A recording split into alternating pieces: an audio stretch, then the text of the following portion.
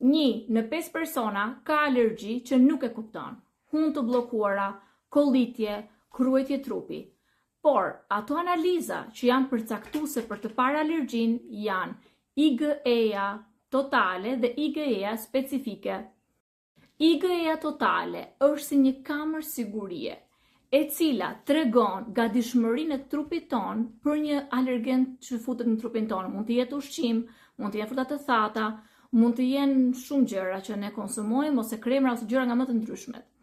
Ama IgE-ja totale nuk tregon cili nga këto përbërës është ai që jep alergjin. Është si ai sistemi alarmit të shtëpisë që tregon që dikush po tenton të futet në shtëpi, por nuk tregon saktësisht personin ose atë alergentin që po ta shkakton këtë alergji.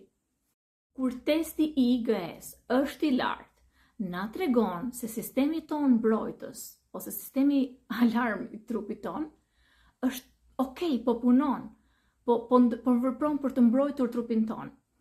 Ndërsa IgE-ja specifike është ajo që tregon kush po tenton të futet, cili nga këta alergent, arrat, ushqimet, kremrat, plurat, na e shkakton këtë alergji. Të dyja këto së bashku janë ato që japin një diagnozë të përcaktuar për një alergji të caktuar. Nëse simptomat tuaja vazhdojnë për një kohë të gjatë, drejtoni te mjeku për të bërë këto testet e alergjisë për të parë tablon e plotë të çfarë shkakton. Për video shumë të thjeshta, të bukura, informuese për shëndetin tuaj dhe familjarëve tuaj, më ndiqni për të sjellë akoma shumë më tepër informacione. Uroj t'jeni mirë!